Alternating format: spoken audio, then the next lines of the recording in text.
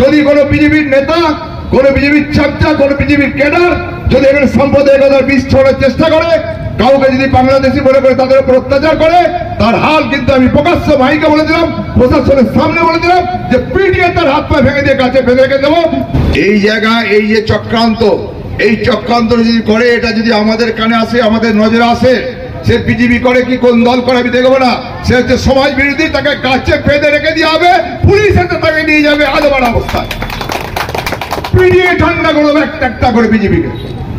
যদি কোনো বিজেপির নেতা, কোনো বিজেপির চর্চা, কোনো বিজেপির ক্যাডার যদি এখানে সাম্প্রদায়িকতার বীজ ছড়ার চেষ্টা করে, কাউকে যদি বাংলাদেশি মনে করে তাদের উপর অত্যাচার করে, তার হাল কিন্তু আমি প্রকাশ্য মাইকে বলে দিলাম, প্রশাসনের সামনে বলে দিলাম যে পিটিয়ে তার হাত পা ভেঙে দিয়ে কাছে ফেলে রেখে দেবো।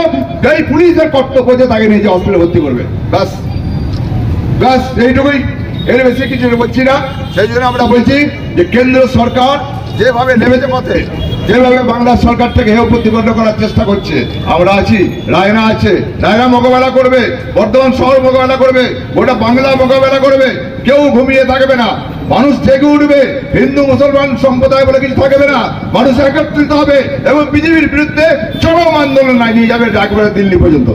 এটা মানুষের প্রতি আমাদের বিশ্বাস আছে। এবং অনেক মহিলা আছে, তার মধ্যে কয়েকটা অঞ্চলের মহিলাদের ভূমিকা একেবারে জঘন্য জঘন্য ভূমিকা।